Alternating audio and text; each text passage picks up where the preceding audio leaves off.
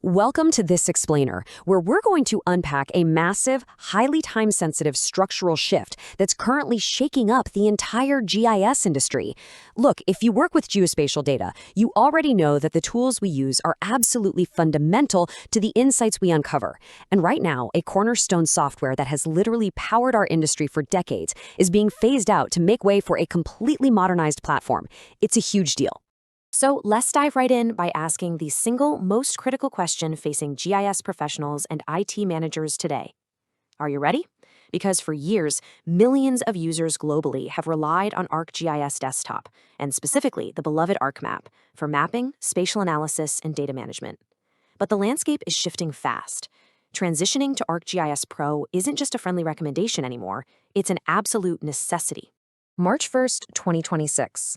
That is the hard, non-negotiable deadline when Esri's cornerstone software, ArcGIS Desktop, officially reaches its end-of-life retirement.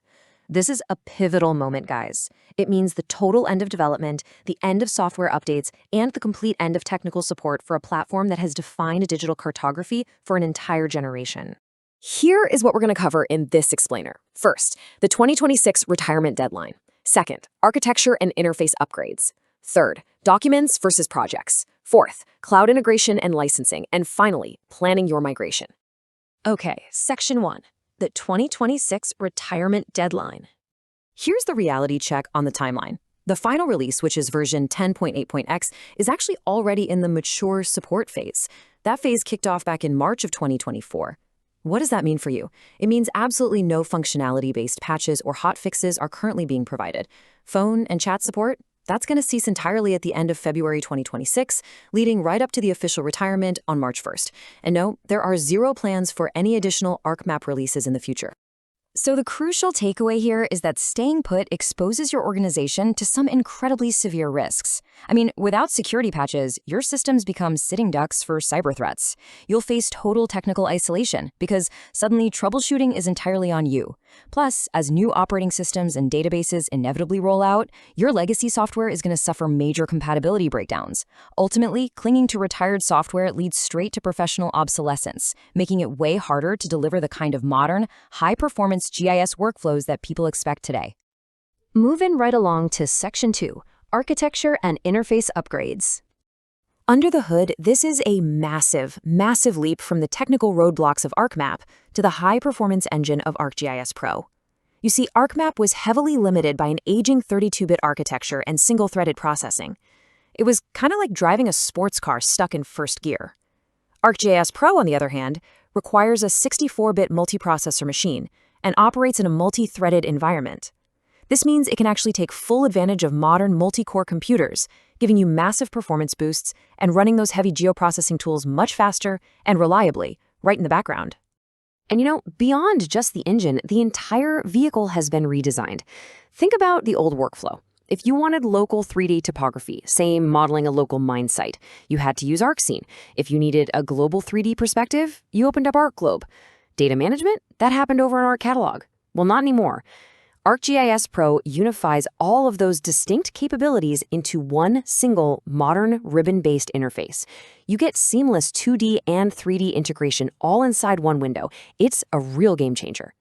When you stack them up side by side like this, Pro absolutely takes the crown for both performance and user interface.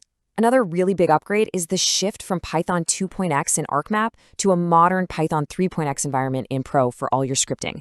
Honestly, the only area where ArcMap retains the crown is legacy compatibility, and that's simply because ArcGIS Pro isn't going to recognize older formats like personal geodatabases or those old ArcInfo coverages. All right, let's transition to Section 3, Documents versus Projects. We really need to deconstruct this one because it's a total paradigm shift in how your daily work is actually saved. Think of an ArcMap document, the classic .mxd file, as a single room. It's a discrete unit of work, right? You get one map and one layout. But an ArcGIS Pro project, the .aprx file, is an entire house. It is a complex data structure that can hold multiple 2D maps, local and global 3D scenes, multiple distinct layouts, and all your custom toolboxes, all at once. The project file just neatly stores the connections to your geodatabases and folders, keeping everything incredibly organized under one roof. Which brings us nicely to Section 4, Cloud Integration and Licensing. If you're used to the old way of doing things, this new sign-in screen is going to be a big wake-up call. It represents a permanent shift away from that old model of shared concurrent licenses. ArcGIS Pro utilizes a named user licensing model. This means your software license is tied directly to your specific individual identity within an ArcGIS Online or ArcGIS Enterprise organization. Yep, you're going to need a mandatory cloud connection to authenticate it. Because licenses are now assigned to individuals rather than machines, organizations have to plan these assignments super carefully. ASWE uses this progressive user type model. The creator type gives you access to ArcGIS Pro Basic, the professional type unlocks those standard features, and Professional Plus gives you the full advanced capabilities. While this model integrates beautifully with cloud-based WebGIS workflows, it can definitely impact how you budget for and distribute software across your entire team. So let's bring it all together in Section 5, Planning Your Migration. With the stakes being this high, following a step-by-step roadmap is absolutely essential to avoid last-minute licensing panic and critical skills gaps on your team. First, you've got to assess current usage to determine exactly what user types your team actually needs. Second, run a pilot implementation with a small group. This is great for identifying workflow hiccups early on. Third, develop a training strategy, because honestly, that new ribbon interface and the background geoprocessing defaults, they definitely take some getting used to. And finally, execute a gradual transition so you minimize disruptions during your peak operational periods. And I want to highlight a massive takeaway from recent capstone research on this exact transition.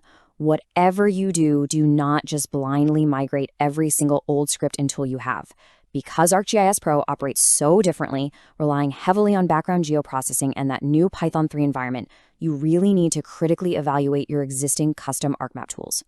Only direct your valuable limited development resources towards functionality that is truly still relevant and necessary in Pro. So as that March 2026 deadline approaches like a freight train, waiting too long is a surefire way to run into unexpected costs and major workflow disruptions. I'm going to leave you with this final critical thought to chew on. What is the very first step you are going to take tomorrow to begin your migration mission? Start planning today, assess your needs, and empower your team so you are not caught off guard when those legacy systems finally power down for good.